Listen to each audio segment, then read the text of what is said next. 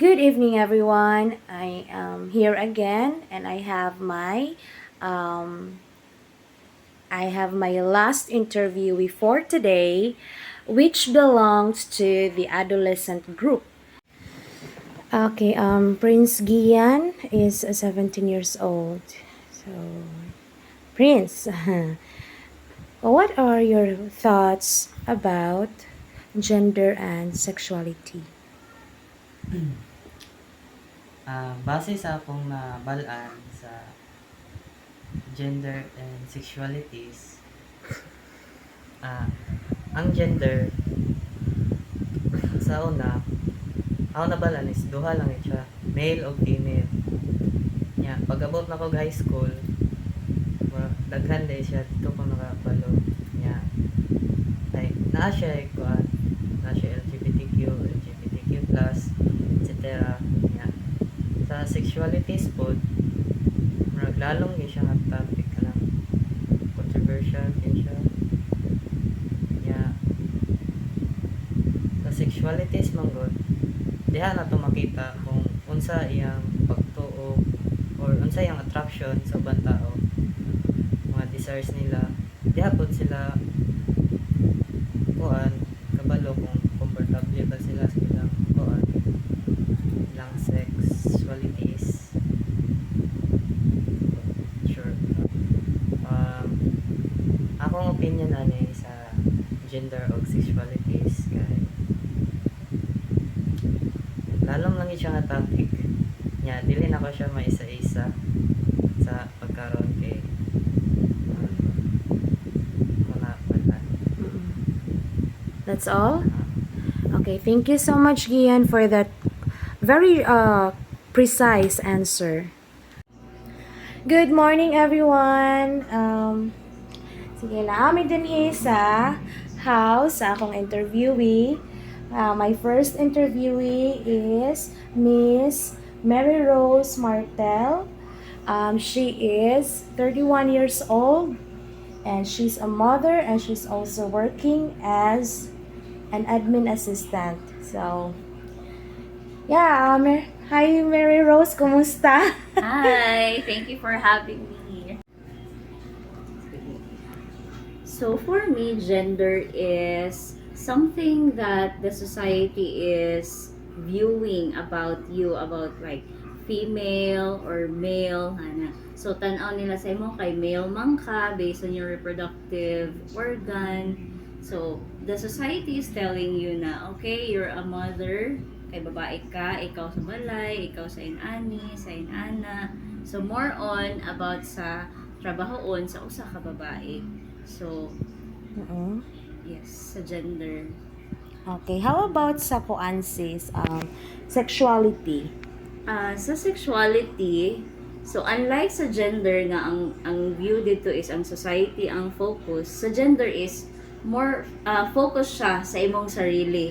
How you view yourself, like for example, who you are attracted to. So diri ana mo sulod tong gay ba ka, lesbian ba ka, or straight ba gyud ka nga babae ba gyud ka or lalaki ba gyud ka. Okay. So, balik ko na ko sis, Miss Miss Martel. So, ang gender di ay kibali, mao na siya ang nag-define kung unsa jud ka sa gikan pagkatao nimo, like babae ka, no? There are only kuan raman sex, di ba? Male and female. So, babae o lalaki raman jud no ever since gihimo ang kalibutan. So, ang kani di ang sexuality is mas broad siya kay kung unsa imong na-feel maskin daw lalaki ka, dapat mao jud na imong ipakita, dili ang kadtong unsa nga naa ka nga organ, di ba? Like unsa sakto ba ko si Miss?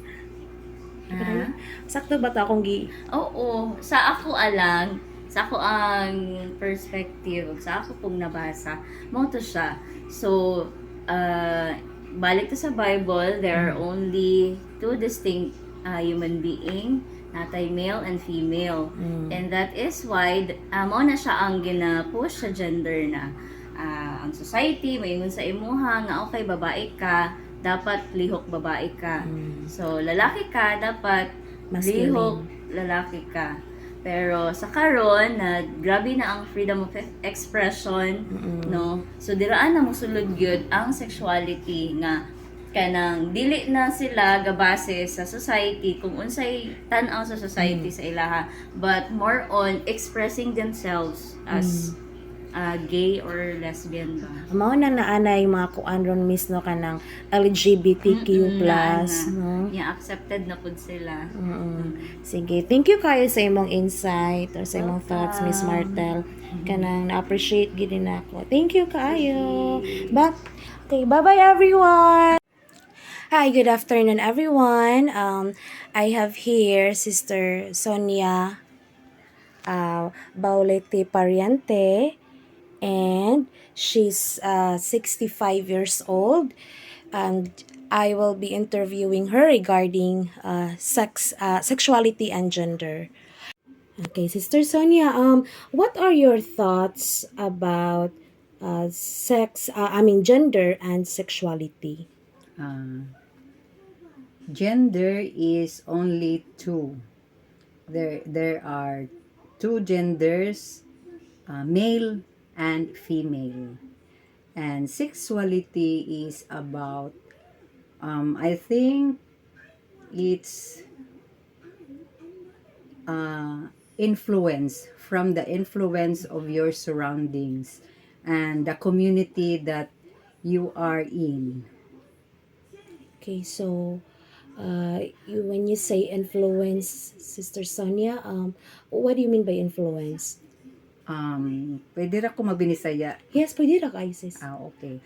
Influence kana bitang circle of friends nimo nga naay masagol nga lahi nga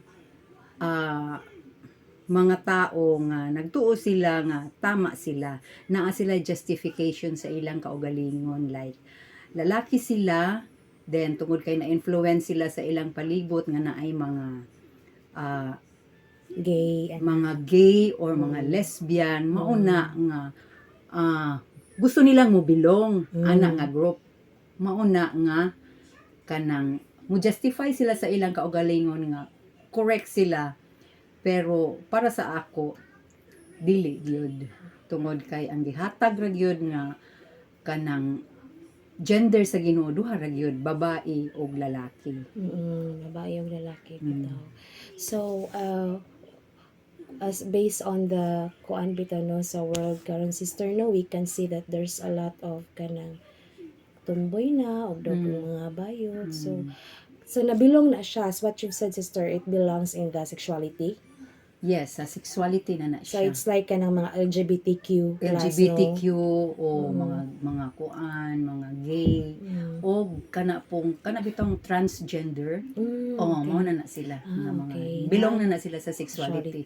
So in a word, justification, because i-justify nila sa ilang self nga tama sila og okay ra na para sa community, para sa ilaha, para sa society. Okay, thank you kay sister sa imuhang nindot nga explanation about gender and sexuality, and thank you kay sa time. Thank you also for the time, for approving my request also to have you as my interview for today.